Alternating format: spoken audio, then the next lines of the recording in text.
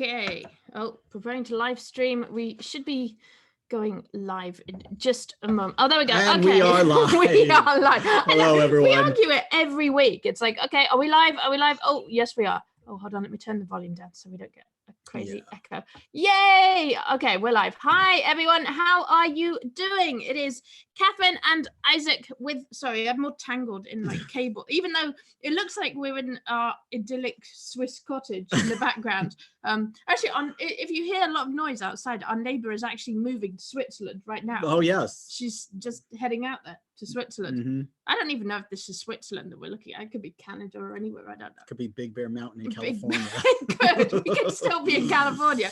Lake Tahoe, right? We don't even know where we are. Hey, guys, how are you doing? Welcome to the Tangent Show. Sorry, I got my peppermint tea today. Yeah. Oh my gosh, this week has been crazy. Oh wait, I haven't got the microphone there. Do you think they can hear us okay? They can hear us fine. I'll turn it there. There we go. Yeah. I hope that wasn't really loud when it goes. So, oh my gosh, there's so much going on this week. What have we been doing?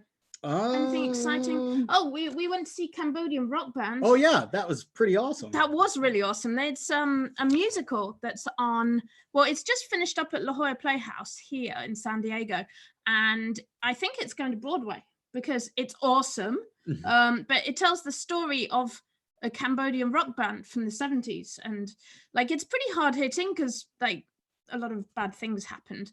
But it's really cool. Yeah, it's really cool. It was a really good story. Yeah. So we went to see that.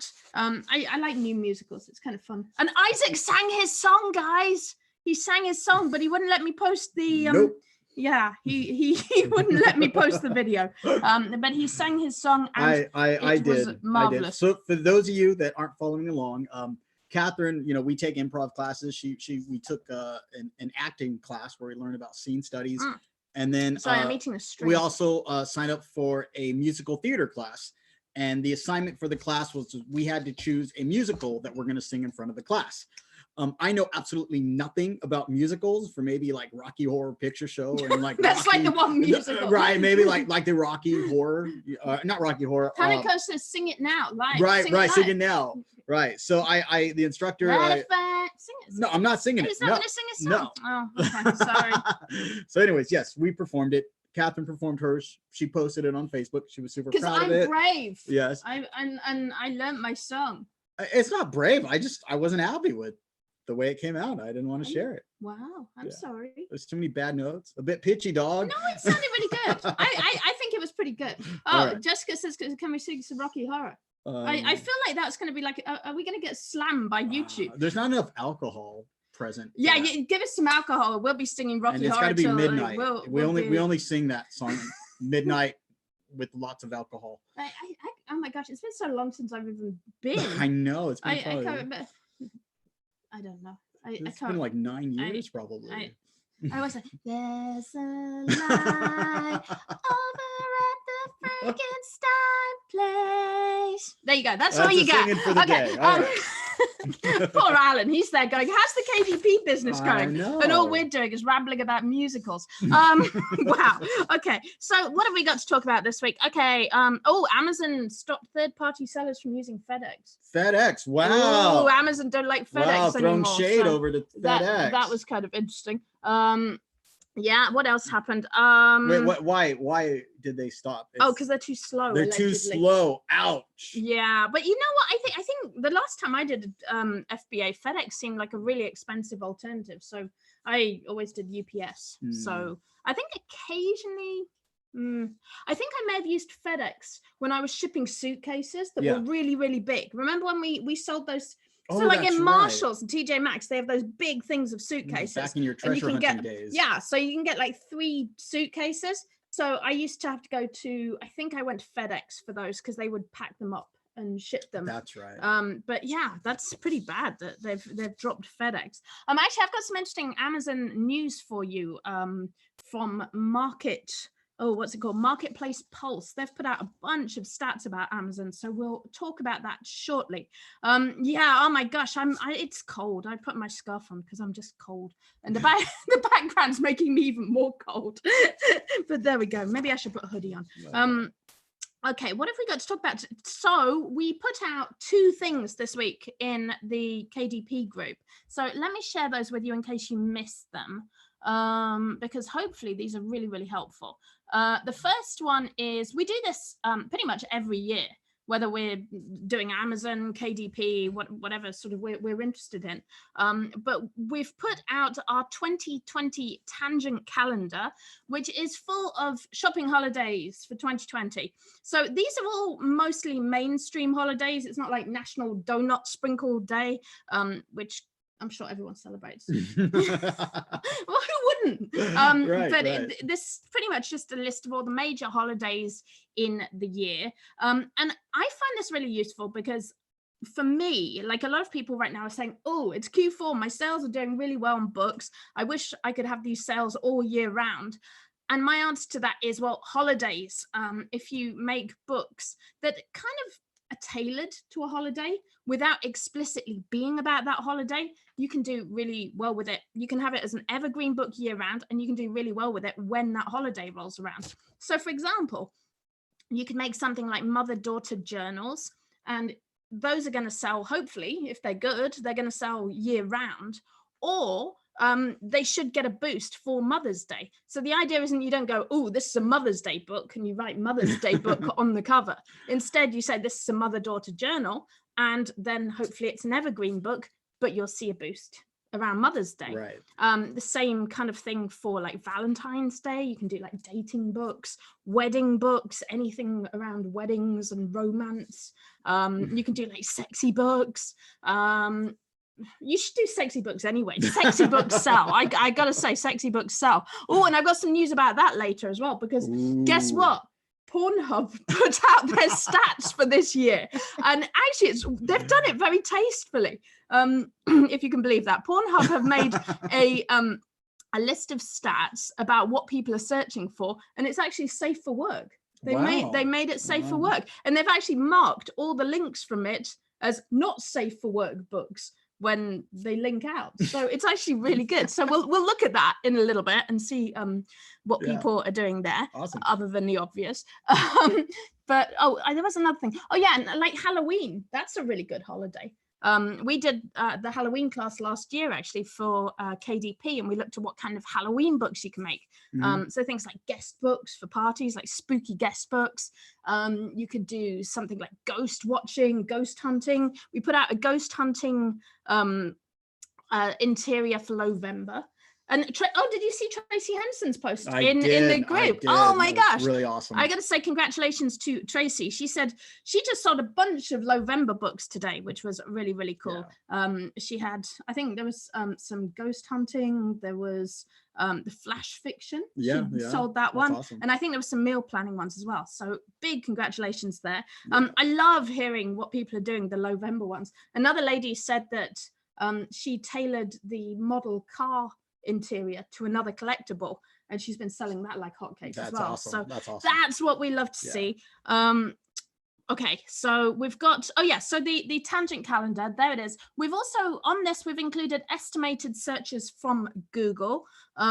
It's funny, take our sons and daughters to work. So with some of these, I kind of shorten them when I'm getting the estimated searches to try and sort of get it accurate. I couldn't do anything with take our sons and daughters to work day. No one searches for it. And yet it is a recognized holiday. So I put it in there anyway. Yeah. But yeah, most of these get quite a lot of searches. You can see what the most popular are. I put 2 spellings of Hanukkah on there. Okay. Because they get different search volumes. But there's so many holidays that you can make books for. So you can go and grab that from our group. You can download it from the files section. And I also put out this today. So year in review. Yeah, this was like my little pet project that I've been working on. So what I've been doing is looking at, so a lot of websites that have big blogs, like mainstream blogs or news sites, they put out a year in review. And what they do is they talk about their stats on their website. What are the most sort of frequently looked for topics, what people were talking about in that industry or in that on that blog. And There's a whole bunch of them. That's so awesome. I put together a list of 44 sites that have done a year in review, and they are all clickable. So you can go on here and I don't know what's a good one. You put YouTube Rewind. Yeah, YouTube Rewind's on here. Time Person of the Year. You've got Yeah. the Pantone Person of the Year. But you've got even things like, I don't know, let's do Jezebel. Yeah. There you go. They've got their year in review. They have all the worst music of 2009. They've got over Joe Biden. Right. Empowerment. I don't know. Anyway, you can read through it. So there's Jezebel. There's a bunch of other ones on here. There's things like let's see, the Art newspaper. I think they had some pretty good information on there. So the highs and lows of the art world over the last year. Climate protests, just everything that's happened. The biggest exhibitions in 2019, just the art world's top stories from Notre Dame. What a great way to just see what's popular, what's been popular this year. Yeah, so there it is. I'm going to talk about a couple of those in a moment. Oh, you had two quick. So you can go and grab both of these, the calendar and the year in review. You can go and grab those from our KDP group. They are in the files and they are free. Yes, yay. Free. So yeah, I have two small updates to Tangent. The first one is with our monthly calendars. Someone submitted a request if we can remove the days because they want a calendar without days in it. So now you can just do an undated one. Yeah, an undated one. So show days, turn that off. Right above that. There you go. Turn it off. Go. Show days Scroll off. up. There you go. Oh, it's a blank calendar. Yeah. So nice. Very simple, but that option's now in there. You can do a lot with that as well. You can use that for sort of tick charts. You can use that in like bullet journals and things as well. So you can actually adapt that quite a lot without the numbers. So. Yeah. So I thought that was interesting. So if someone requested that, that's up there. And then the other one is a new one to the PDF Inspector tool. It now will check your margins. Can I just say the PDF Inspector is amazing and it's really like underutilized. It really is. Okay. Because it's kind of hidden there. I think we're going to bring it out a bit more. Yes. Make and it a bit more. This was kind of I guess one of the tools that something I've been wanting for a while. So to give you an example, earlier this week, KDP had some issues where people were submitting PDFs and they were getting an error. Now they weren't sure if the error was on KDP or if it was their PDF. And so, if you're familiar with Adobe Acrobat or maybe Illustrator, or, you can inspect the file and find out if everything's okay. Here, the PDF Inspector, you can upload your PDF. It'll tell you the number of pages. It'll tell you the trim size, if it has bleed or not, or if it's a custom trim size. And then also you can preview all the pages. It'll let you know what fonts are embedded. So you can see what fonts are in a PDF.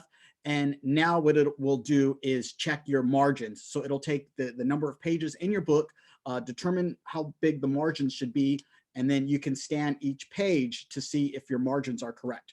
Because a lot of times they'll have like 100-page PDF and one page breaks the margin rules and the entire PDF, the submission process breaks. Awesome. So yeah. Guys, the PDF Inspector is really, really cool. If you have problems with your PDF, run it through the PDF Inspector and it will tell you what's up. It can catch a lot of issues. And there's one handy tool I put in there. If you're not using it now, you could convert your PDFs into a high resolution PNG. I've been using that a lot. Yes, I really like that. I use it a lot too.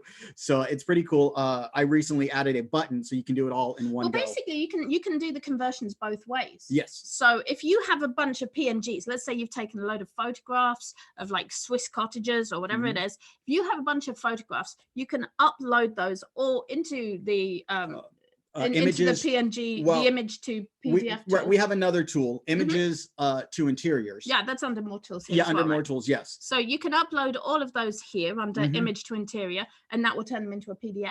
Yes. Alternatively, if you have a PDF, you can put that into the PDF Inspector and it will convert it into a collection of PNGs for you. Yes. So it pretty much does the conversion either way. Yes. And I know a really common thing people are doing now, they like working with PowerPoint. So they're taking our interiors and attempting to import them into PowerPoint.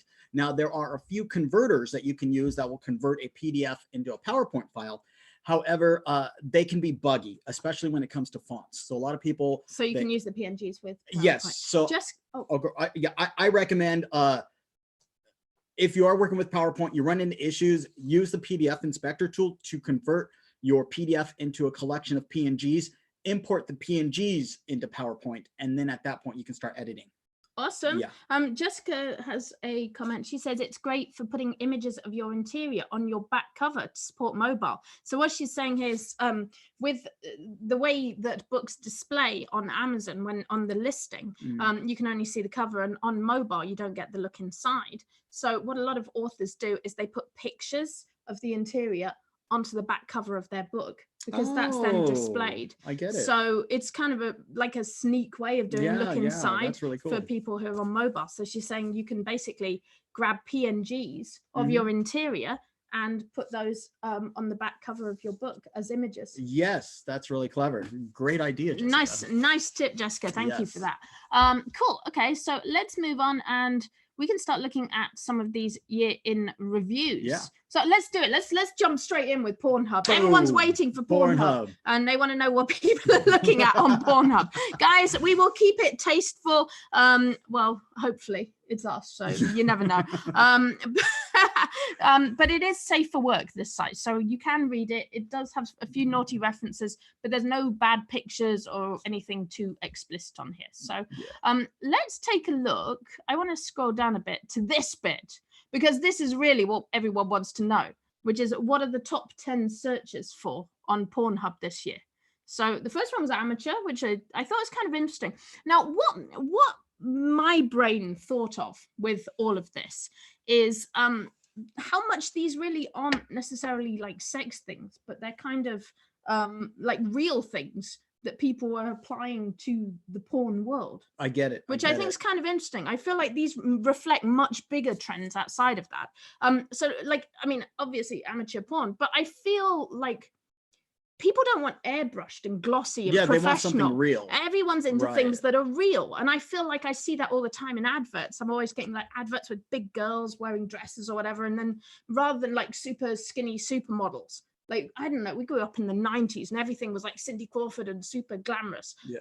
Like, I feel like now people got bored of that and they want to see real sort of pictures without all the airbrushing. So I was really interested to see that. Now, what about number 2 though?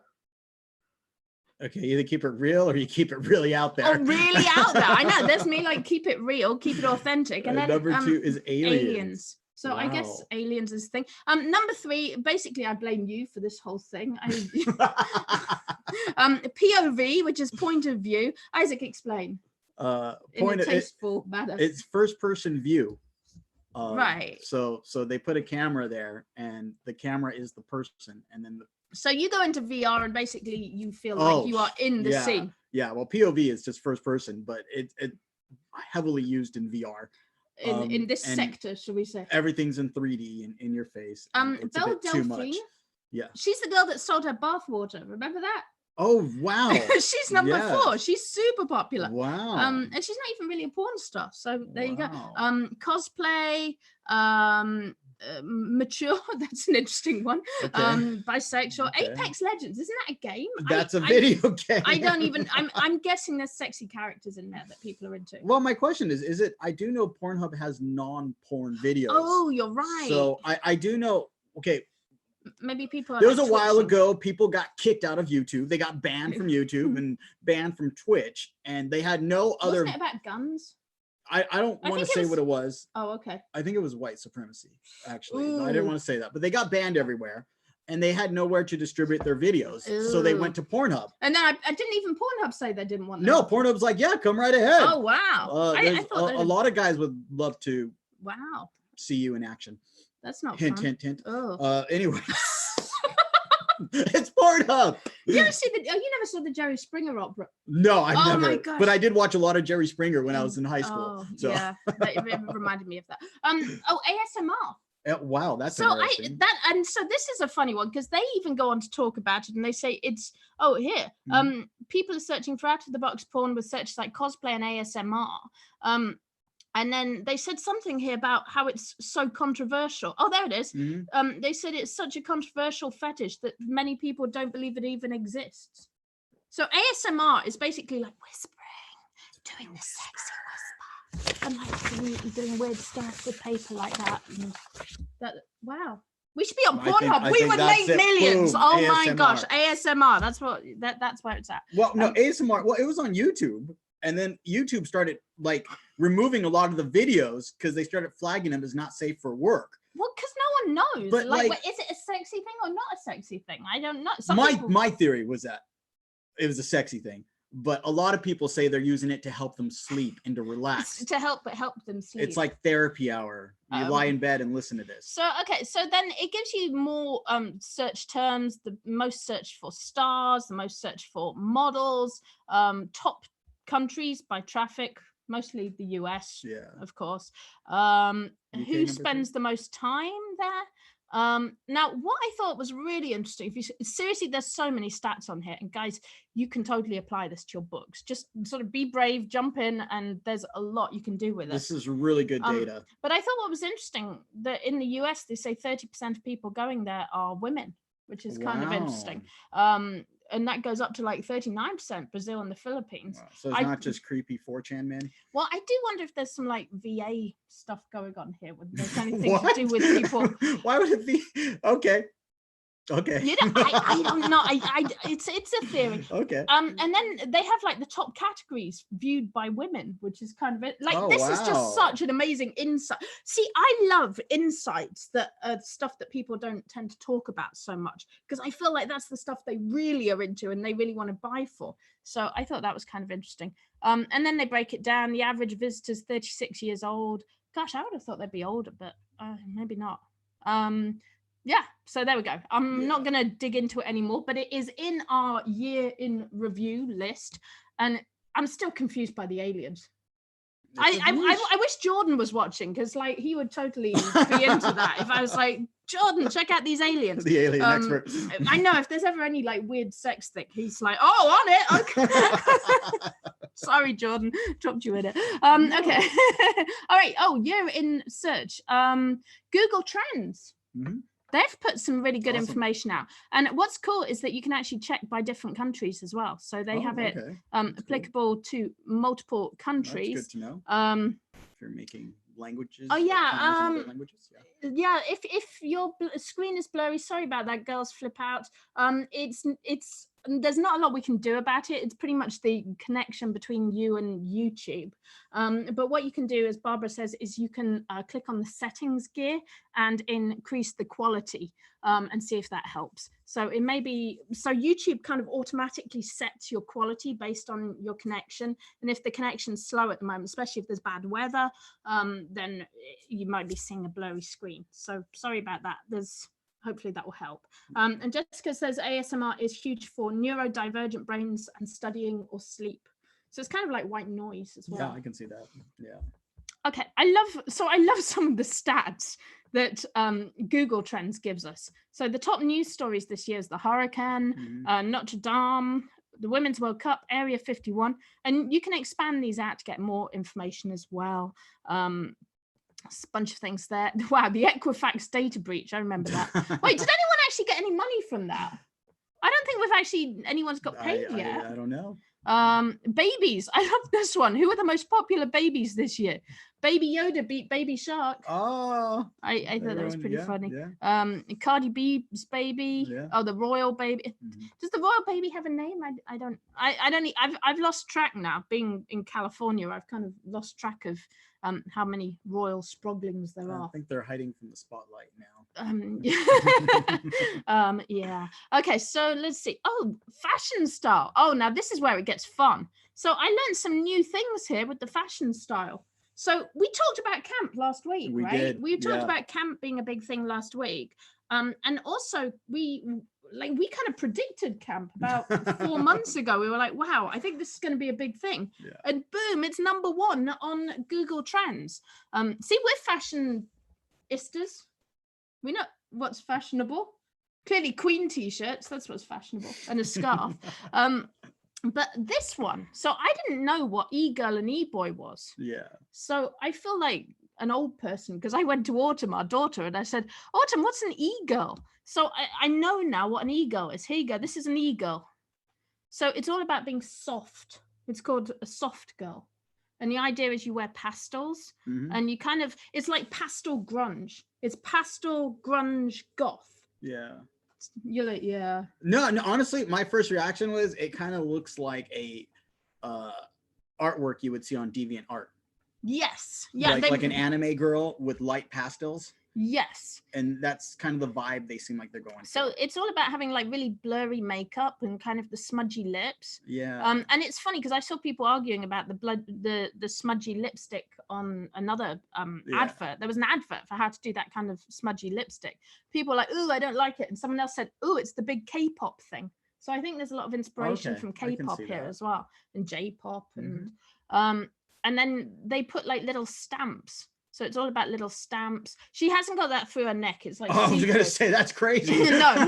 It's not some crazy thing. Take everything back. No, it's okay. It's just through the plastic. Wow. Is this Angelina Jolie's daughter? See, now this is where it gets funny because I feel like this is kind of my style when you start wearing like weird like. Yeah, that's like something you'd wear. This is totally what I wore. I think I wore that yesterday. That's like my look right there. So witchy stuff is okay. So it's funny, right? I have this hoodie that's got a pentangle because I got it from Hot Topic because I'm like a real legit like goth, right? So I got like a hoodie with a pentangle from Hot Topic, and around the pentangle, right? Oh, and it's got like a goat head in the middle as well, and it goes. But the best bit is, right? So you're like, yeah, I'm like hardcore. I've got my pentangle and like my goat head, and then it goes, believe in yourself. It's good motivational message. What the freak, Hot Topic? Why don't you just put like live, love, laugh all over it instead? Like I don't want to be going around with like believe in yourself. Hello, neighbor. Would you be my friend? I mean, I guess it's a good sentiment, but from a fashion point of view, anyway. Ottman says most of these are trademarks. Probably. I don't know. It's about trends though. So I'm not saying like take these and just write eGirl across your book. Like the idea is to like look at the trends, dig in, see what is popular, see what the aesthetics are that are really popular and common at the moment, and use those styles.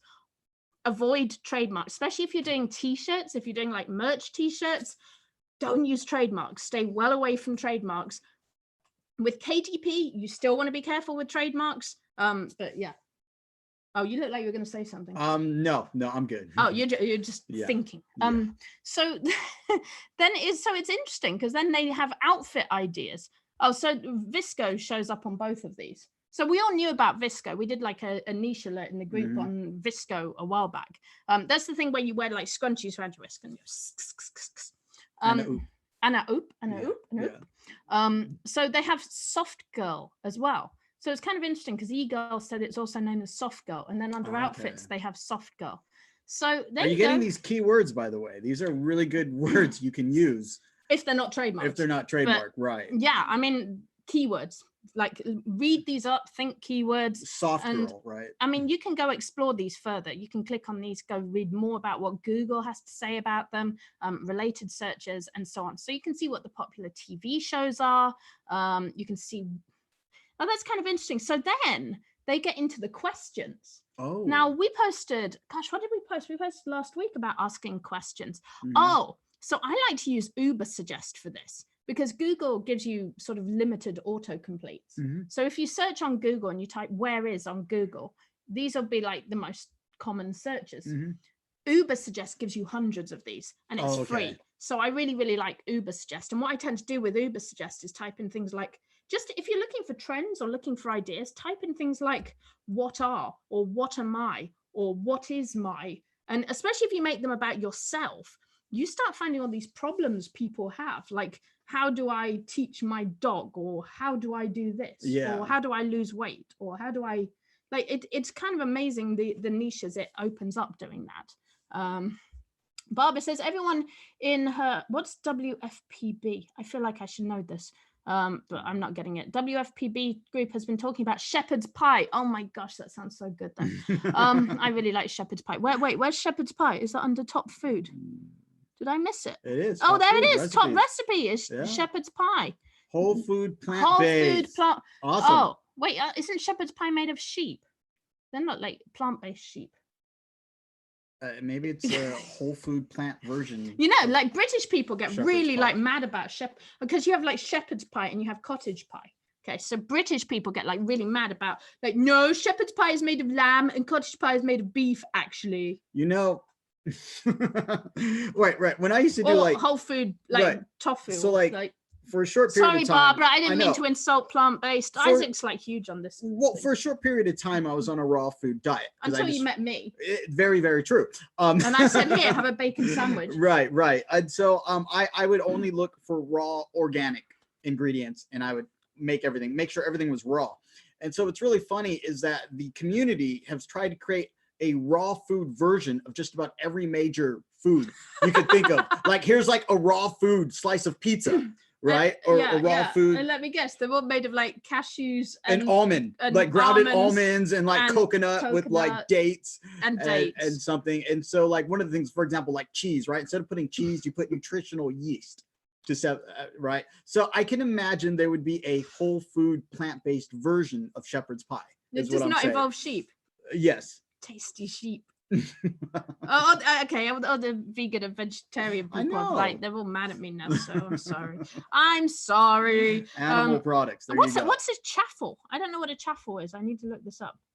Hold on. Let's see what's a chaffle. Oh, that didn't help. Okay. People in Idaho are really into it. So it's like a waffle. Oh, a cheese waffle. I'm guessing that's what it is. Oh, okay. Well, I'm just guessing because I can't be bothered Googling it. But like what we call savory French toast.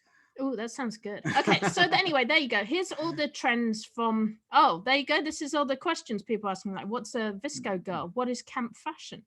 And I thought this was interesting. I didn't even think of this because I'm just not very like thoughtful like that. But they've got all the searches in Spanish as well. That's pretty cool. I think that's how do I learn English very fast. Oh. So like this is really cool. So like you have como donde. This is like the one time Google doesn't try to translate. I know. My Spanish is horrible though. Oh, and then they've got Spanish recipes as well. Hey, there you go. Yeah. So that's Google Trends, year in search. You can also go and check other countries. Like it'll give you some really good ideas. If you're doing some international planners, for example, you could browse through different countries on there and find all kinds of things. So that again is on our fabulous year in review list. There's another one. Oh, okay. So I promised I'd talk about this. So Marketplace Pulse, they've put out a year in review. And there's so much data on this, guys. If you're selling on Amazon, especially on FBA or on the marketplace, there's a lot of really good information on this. This is a map of where all the Amazon sellers are in the US. And guess what? We live in like Amazon selling central. See the map? Yeah. But like this is where all the Amazon sellers are in the US. That's pretty funny. So San Diego is pretty heavy on the Amazon sellers. Wow. Which I kind of knew that because it gets kind of competitive. You. It's got nothing to do with me. Nothing. I'm doing books now. It's nothing to do with me. But they talk about how many sellers there are on the marketplace now, what people are making. I think they said they've now got 280,000 people who are making over 100,000 a year. Okay, which is kind of interesting. They're talking. Is this profit or sales? Sales. Okay. Sales. Yeah. Well, because they don't know how much. Right. So it's the standard. Yeah. So there you go. Okay. So loads of information there. I said, actually, which leads me on nicely because I said I would answer a couple of frequently asked questions about KDP. Okay. So I wrote down a couple of those. So one thing people have been asking, let's do some KDP facts. Dun dun dun. I should have come up with a section for this. That would have been really good. Your frequently asked questions about KDP. So if you don't know, KDP, and I'm sure you do, is Amazon's Kindle Direct Publishing. It's their publishing service for ebooks and paperback books. And we do a little bit of work with KDP. We created Tangent Templates, which is a tool for making low content books very quickly that you can upload to KDP and get those selling. So things like our November interiors, just all the cool things Tangent Templates does. So a few of you there's a lot of questions that keep coming up in the group. And I thought we could just talk about a couple of them quickly on the show. So first one, people were asking, how do you bundle or create products to sell on Amazon? So I asked a question. I said, have any of your books inspired you to sell other products? Because I have a book that's selling really well in a particular niche, and it makes me want to make physical products for the same audience, because I'm like, oh, I never knew this audience existed. And now I have all kinds of ideas for things I could make for that niche. And I was sort of saying, like, I don't know, people who make, like, let's say you make a book about, like, oh yeah, I said skateboarding panda. Let's say you make a notebook and it has a skateboarding panda and it sells really, really well. What do you do with that? Do you make like a plush skateboarding panda and sell the toy? Do you put it on a t-shirt? Do you put it on a necklace? Like, can you do more than just have a book? And here's the cool thing. I think KDP is really good for validating ideas and validating audiences. So if you have an idea for a product, you could actually try making, or if it's in a niche that like you haven't got much experience with, or an audience you don't know too well, or no one else is making products for that niche and you just want to test it out, KDP is a really, really good way of doing that. Like, I don't know, you have a funny idea, try a book and see if it sells. If it does, then maybe you can make physical products. So people were asking, how do you do that? How do you actually sell physical product? So the answer, of course, there's like Etsy, there's eBay, there's a lot of places to sell things, but Amazon has FBA and the marketplace. And the way you join up for that is you join sellercentral.amazon.com. You can create an account there and you can list your products on Amazon, and you have two ways of selling them. You can sell them through FBA, which means they go to the warehouse, they go to Amazon's warehouse, they're stored there, and then when the customers buy them, Amazon ship them out. I personally prefer that option because I don't have piles of stuff around the living room and around our house. And it's so much easier to ship stuff to Amazon's warehouse all in one go to individual customers than it is. Or you have the merchant fulfilled, which is when you ship the product out yourself. And the way I like to do sort of, especially if I'm doing private labeling. So private labeling is basically making a product your own. So instead of selling like, I don't know, a Barbie doll, you get a doll, you get it customized to reflect your book, and then you sell that. And one of the things I really like to do is make things like kits or sets of products. So I'll get like a box. There's places like Bags and Bows online, I think is a really good one. There's packlane.com, which is really nice for getting boxes. And I'll buy some little things and put them in the box, make a kit. And you can even make a KDP book that goes in the box, that goes in the kit.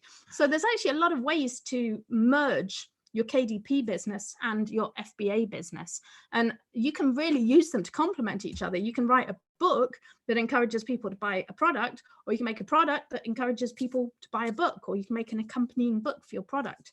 So I just wanted to talk briefly about that, which I have. Yeah, that's really cool. Next question. Is KDP a numbers game? Oh, I think I just broke my nose. Why is your shoulder so hard? Iron shoulder. Oh my gosh. You know what I did yesterday? Gosh, look, I totally burnt my hand. Do you want to know how I burnt my hand? Well, you were there, you know. I need some ambulance chasers because I was in Sprouts, right? And I was getting a chicken from the rotisserie chicken thing. And I didn't realize that they have like a heater on the top. And I just put my hand on it, but it took off all the skin on my hand. Okay. I should sue because it clearly wasn't my clumsy fault for like not realizing that the chickens have like a really hot oven on top of them. Gee, want to play Operation after this? I don't know. I thought you were suggesting the something. Board game. The board game. Oh. Because you got steady hands, steady fingers. Oh, okay. I was wondering where you were going then. I don't know. Good thing you didn't pursue to be a surgeon. It really is. Oh my gosh, I have the unsteadiest hands in the world. I'm like just super clumsy. Wait, what was I talking about? Oh yeah, is KDP a numbers game? Yeah. Oh yeah, let's talk about that. Oh my gosh, so I started closing comments because people just kept going, hey guys, how many books do you have up on KDP? Hey, if you're making this much money, how many books do you have on KDP? And it's, it's one of those questions that you think like the more books you have, the better. But it's totally quality, guys. It is totally quality. Like we've had people come in the group that have sold like 10,000 books, or not sold 10,000 books, made 10,000 books. And then they've said, oh yeah, my sales are not that great. And I wish I had spent more time researching like particular niches. And we've had people come in the group who have literally made a handful of books. Like Sasha O'Hara, she made $1 million from like, I don't know, I think she made like 6-7 coloring books in that collection, which is amazing, like absolutely amazing. So my answer to like KDP, is it a numbers game?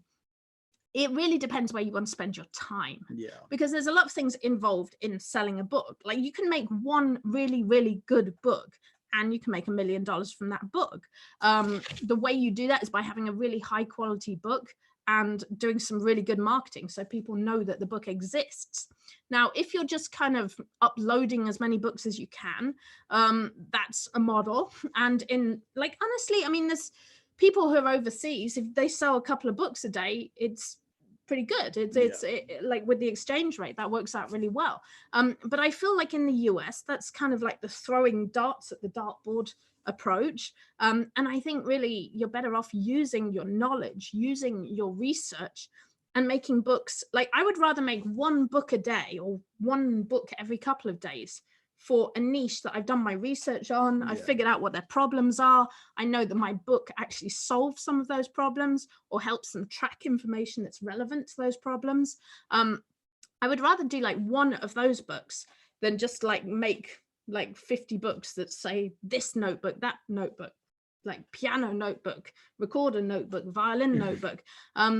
Like put some thought and time into your books because it pays off. And then the other part of the equation is marketing. And like, I guess this is like a different fact on its own of like, how do you market your book? So that's the other question we get asked all the time. It's like, how do you market your book? And the thing with marketing is like, there are so many ways you can go. And it really depends on you. It depends on your personality. It depends on your experience. It depends on where you feel comfortable. Some people run paid ads with AMS or even Google or Facebook. You can do paid ads. I wouldn't recommend Facebook for books on the whole, unless it's part of a sort of bigger campaign. But you can do paid ads. You've got all the social media channels that you can think of from sort of, I don't know, you've got Facebook, Tumblr, Twitter, Snapchat, TikTok, YouTube. This is where it helps to know your niche, know your audience. Right. And so it kind of, I guess it's a mixture of who are your audience and where are they hanging out and what do you feel comfortable doing? And where those two things meet is where you find your audience. Like if you enjoy running a community, then have a Facebook group. If you enjoy doing really visual, beautiful things, have an Instagram page. If you enjoy making videos and talking to people, then YouTube. Like you can sort of tailor it to what you like doing. Now, I know everyone always goes, but I'm an introvert. I don't want to do any of those things. You've got to tell people about your book one way or another. You've got to tell people about your book. So I don't know, maybe you can do like a puppet show. You can do yeah, you don't have to necessarily show your face, but you got to do something creative, right? But you can do cartoons. There's a whole bunch of like video creator tools now that can make cartoons for you. A lot of them are called like explainer videos. There's Movely, there's Biteable, there's Doodle. There's like a whole bunch of them that you can use to make Canva videos. is now working on animations. Oh yeah, Canva's got animations. So yeah, there's like a never-ending way, a never-ending amount of ways to market your book. Oh, and then the other question we've been getting asked a lot is quotes. And are quotes fair game to use in your book? And that's a really hard one. Doodly, thank you. Luxury Card Store, it says it's Doodly. I know, I was thinking Doodles, Doodly, that's the one. Quotes. Oh yeah, is it okay to use quotes in your book? You know, this is a really hard one because I know there's so many books out there that have like random quotes in. And on the whole, like, I think there's very few lawsuits where someone's gone after someone for quoting them, because you could probably argue fair use. I'm not a lawyer, but I think you might be able to argue fair use if you were using someone's quote. However, it's a risk. It's always a risk when you use anyone else's intellectual property. If you quote someone and they're not happy about what you quoted, or they have a problem with it, then they can send their lawyers after you or to Amazon. Even if they're wrong, even if they don't have a leg to stand on, they can still get upset about it and make life difficult. Which is like, in most cases, it's probably just going to be a cease and desist, and you just go, okay, I'll edit my book and take out your quote. However, honestly, it's always a risk. The problem with quotes is that they're usually copyrighted material, because they're usually from a book, a movie, a song, a published letter, a published speech, a recorded speech. Like, they are usually in some way copyrighted to the person that made that quote.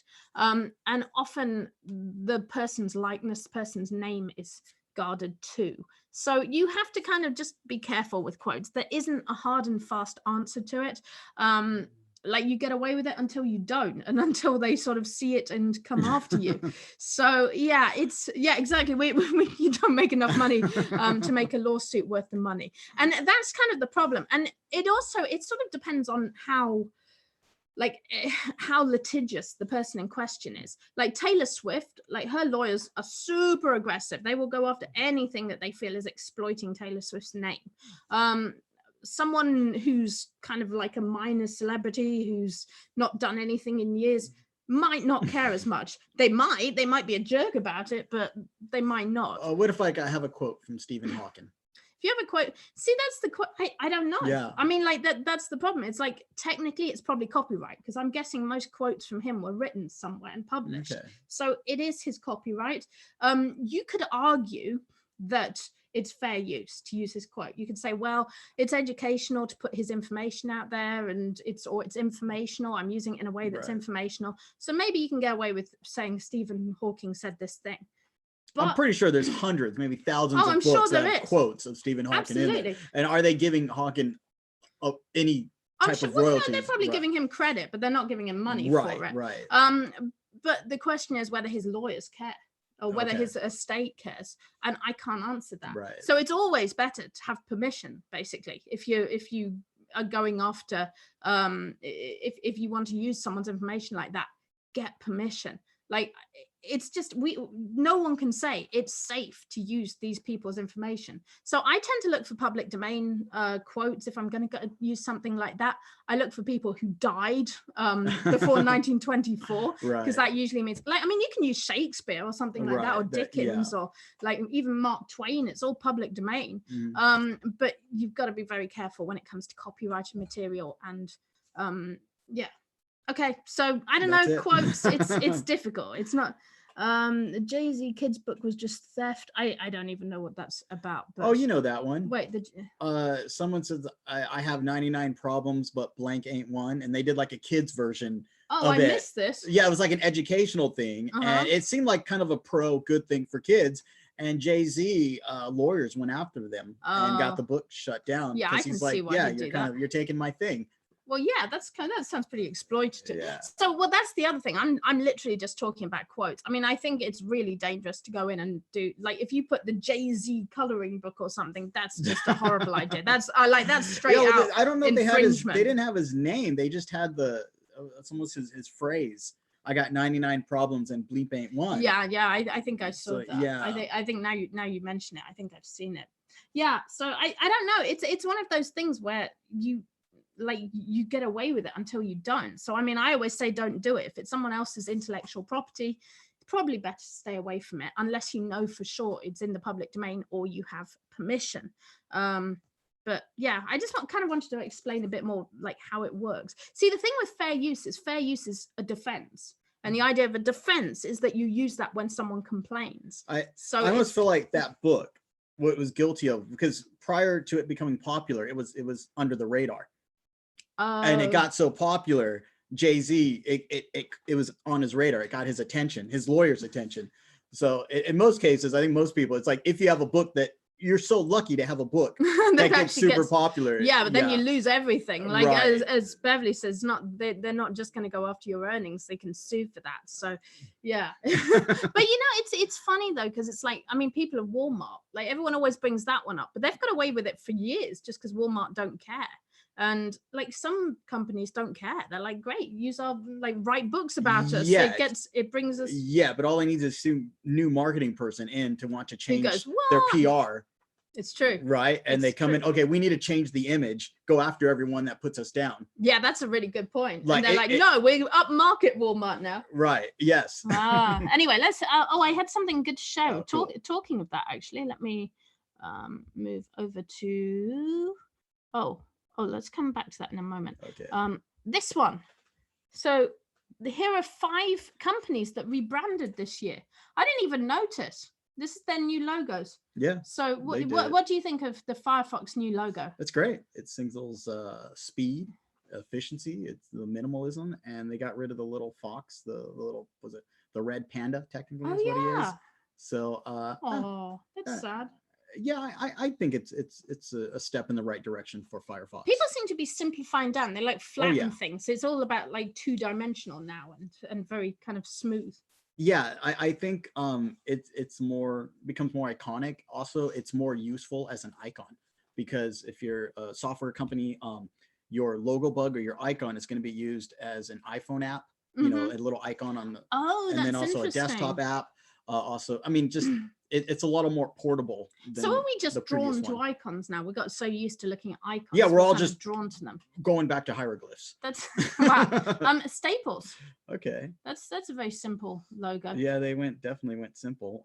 I prefer that. I never even realized that was a wonky staple. now I look at it, I get it, but it just kind of looks like the L got Brewers droop or something. I'm not sure if that look. Oh, I see it. Sorry, I didn't mean to say that out loud. I'm not sure if that new logo is going to help them though. Yeah, well, that's another question of like whether they actually have to. Like, what's the purpose of staples in this day and age? You go to Amazon to decide what you're going to buy on Amazon for half the price. That's kind of true. You go to Staples, you look, and then you scan Amazon and be like, oh, I can find this on Amazon for a quarter of the price. Sorry, Staples. Oh, Slack, they changed their. See, now that's interesting. They got rid of the little sort of the crossover there, and they went with just the 4 colors. Which again, I think that's kind of a nice choice. Just simplifying down. I think it has more personality, more fun, exciting. It kind of looks like someone smashed it and then they just put the like. I almost wonder if they were like in a marketing meeting and they put these like crisscrossing over each other, and they had a physical object, and someone went boom. Let's see what happens when you break them, and then they rearranged them. Yes. Doesn't it kind of look like that? It does. I also like the chunky font they did. It stands out. It's a lot more bold. Ottman says you're a good man. Oh, well, thank you. I agree. Beverly says, oh yeah, and with less paper use as well. It's like, who goes into Staples? Zara just basically squished all their letters together. Yeah, it makes it look more like a magazine. It does. It's harder to read though. It kind of looks like Zaba. And then Android. Oh, okay. They kind of pulled a Starbucks. Starbucks. Yeah, I was thinking that. Zoom in on the face. Though, that's funny. That's kind of like memes informing like marketing, because you know how like they get memes and then they'll pick on someone's reaction and just zoom in on that person. Yes. Well, the obey sticker. Yeah. Right. That's actually the guy. He did a drawing of his favorite wrestler, Andre the Giant. And then then he zoomed in on his face and put obey. Now you have no reference to Andre the Giant whatsoever when you see that obey. But yeah. So, but I feel like that's a tip that people might be able to use to like on their covers and things, like zooming in. Like if you have a picture, like you have a picture of a cat, like maybe you zoom in. Okay. If you video, I wish everyone would watch is my video "See Like an Artist." Yeah. Because I go over I'm gonna post it in the group. I agree. I go over the basic principles of graphic design. Like this is stuff you're gonna learn at any college you go to. They're gonna teach you graphic design, and this is the basic principles. In it, I go over about layout, and I actually have a whole section with Marvel, the Marvel way, and they show how like what Marvel did to make their comics more appealing. And one of the things they did was really highlight the angles and also close-ups, zoom in on the face. Yeah.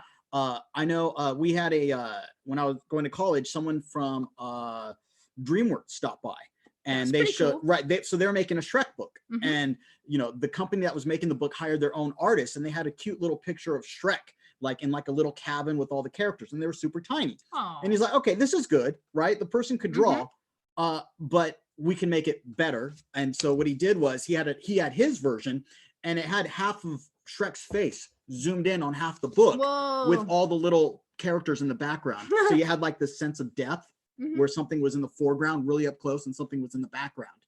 And it really brought a lot more dynamic composition and just a better design. So it's all about perspective. Yes. And so with this right here, I could totally see zooming in on the alien's face. It's a lot more bold. Cool. Okay, so that was logo rebrand. Oh, good night, Artman. Thank you very much for watching. Do you see what he said? He said Catherine is a genius businesswoman. Wow. I just want to point that out. Oh my gosh, I was trolling Isaac so bad. Well, you were kind of trolling me because I had a breakthrough. I was doing something or other. I went, I am a super genius, and Isaac was really mean to me, and he picked on me, and you said, yeah, you're like a self-proclaimed super genius. I was like, stating facts. Oh, really? I just state facts. That's all I do. Yeah. I say, well, what does a super genius have for breakfast? Well, this morning I had a pancake. Yeah. Yeah. Okay. Yeah. You see how it is. I stole that from Rick Mail. Yeah. You know. Anyway. Yeah. Logo. These are logos. Companies that updated their logos this year. Oh yeah, it was just an article on how companies have rebranded their logos. So we're just kind of looking at what the trends are there and what sort of aesthetics. Yeah, and why is this important? Because you can take cues from this when you're designing covers for your books, or your t-shirts, or whatever else, your products, or your skateboarding panda. whatever you're going to list on Amazon. Think about these things. And still on a sort of art tap on the actually this is on Dribble too. They have 30 famous animated characters reimagined by another designer. This was really cool. Now, what is cool about this is like, I think just this whole idea of like you have content and presentation, like the character is like the content, but you can present the same thing in so many different ways that it kind of changes the whole vibe of it. Yeah. And it's funny because we keep getting people saying like, should you make multiple covers for your book? Should you try different things? And like, I feel like this shows the sort of experimentation, like how you can experiment things. Yes, Beverly, gluten-free. There are many gluten-free pancakes. Beginner graphics course. Yeah, Jim, we were talking about Isaac's video, See Like an Artist. I'll post a link in the Facebook group, or you can just look for it on YouTube. It's called See Like an Artist, and it's it was originally part of one of our paid courses, but for our KDP group, as it was continually growing, people were making covers, and I wanted them to make really good books that sell. So I decided to take that specific video and make it free on Catherine's channel. You know, people were like, this is like the 2 years of art college in an hour. So it's worth watching. It's a really good course. Okay, so these are cool. I love this. This is so cool. Oh, you like the little link there? Yeah, I see that. So I thought these were interesting. It's just something kind of fun to look through. So I know someone's probably watching this and be like, yeah, this is all IP. How does this apply to me? Oh, yeah. Someone's going to go, what? I can't do this, right? Right. Okay. The point of this is so you think about different styles. And so whatever you're creating, maybe think about reimagining that into a different art style. Luxury card store. Do either of you use Procreate? My uncle gave me an iPad Pro when I explained a video I watched about using Procreate to make coloring books. Our kids are both, the girls use, or Midnight and Sid use Procreate. So they draw quite a lot with Procreate. I don't. Everything I do is on my. You're like Photoshop nerd. Yeah. I haven't really done. Well, I don't really draw like per se, like actually illustrations. Well, like real drawing. Yeah. So the quick answer is no, but our kids do. Yeah. So yeah. But I've heard you can make some amazing things with Procreate. We've played with it a bit. It's pretty cool, and people are doing like some awesome things with Procreate. So you can trace with it though. I think a lot of people like to trace. Yeah, I can see that with Procreate, and I think that's why it's really useful for coloring books, because you can trace images. Oops, what did I do? We're almost there. Oh, I thought this was kind of fun. I posted this in our Facebook group this week, and this is just like a meme that's going around that I thought was something that you could play with in planners. So they said in 2020, Valentine's Day is a Friday. Cinco de Mayo is on Taco Tuesday. Hey. So basically, it's going to be a really good year in 2020. It's a good sign. Yes. It is. We have been blessed. But I thought, so what I suggested in the group, I said my brain went in another direction as I looked at these. What if you picked out a day of the week and made planners about that day. So what you could do, you get your planner from Tangent Templates. So you go in there. So you go to your dynamic planners. Interiors. Scroll down to the bottom. I'm going as quick as I can. Planners. There we go. Yes. So like let's say you make, actually, let's do a weekly one. Okay. So you get like a weekly planner. Mm-hmm. So you can make like a Taco Tuesday planner. So you print off your planner, you generate your planner, you've got 52, 53 pages.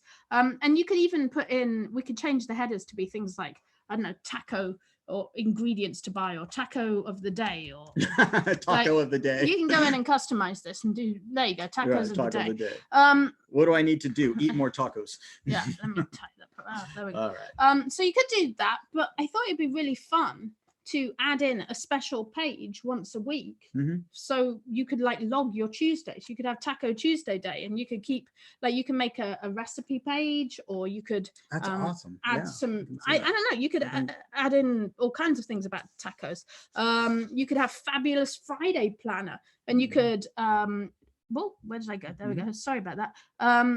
You could do something like, if we looked at the November templates, for example, like you could use like the fashion template and do like Fabulous Friday planner. So what you could do is like have your weekly planner. Yeah, I see and that. Each week you could include this template so that people can design their outfit for the week. I get it. Or you could have like a meal planning one, or you could have like a music one where you put your playlist. I see like that. We have music playlists. So, you could have like Music Monday. So you know how like everyone is like, oh, I've got to go to work on Monday. You could make a playlist on Mondays and to sort of brighten your Monday and have like nice music to listen to. So you could plan that every week. So it's kind of like meal planning, but like music planning.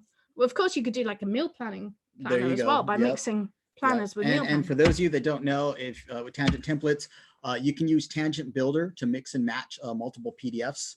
And then, or if you're going to use another program, you can take our planners, use the images to interior that we talked about earlier, convert all the pages into a PNG, transparent PNG, and then you can import it into a program such as either Canva or Keynote. Cool. Yeah. Okay. So, wow, there's a lot in today's show. We talked about year in review mainly, so we went over a bunch of different year in review sites. As I mentioned, you can go and get a list of all the year in review places that we talked about today, and loads more. If you go into our group, our KDP group, it's in the files section there, so you can get all our year in review, and the version you'll get from there has clickable links, so you can click all of these to go browse through them.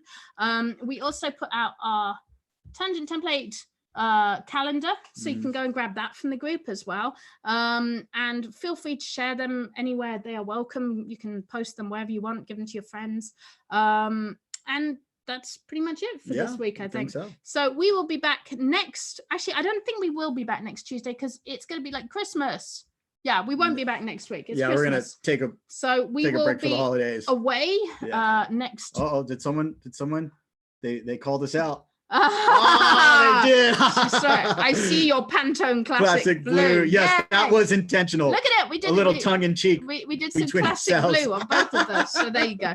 Good eye. We were debating on colors. Let's just do the classic blue. I know we didn't do the living coral last year. That would have been horrible. All right, guys. Thank you so much for joining us. I hope you enjoyed the show. I hope it was useful and helpful for you. Please tell your friends. Let everyone know about the show, and buy Tangent Templates because it's awesome, and we have so much planned for the new year for you guys. We love you lots. Have an amazing Christmas, Kwanzaa, Yule, whatever you celebrate, holiday, generic holiday, Festivus, super duper duper duper Christ-filled holiday, whatever holiday you have. Thanks, Isaac. Yeah. Okay. All right. We love you guys. Have a good one. Bye.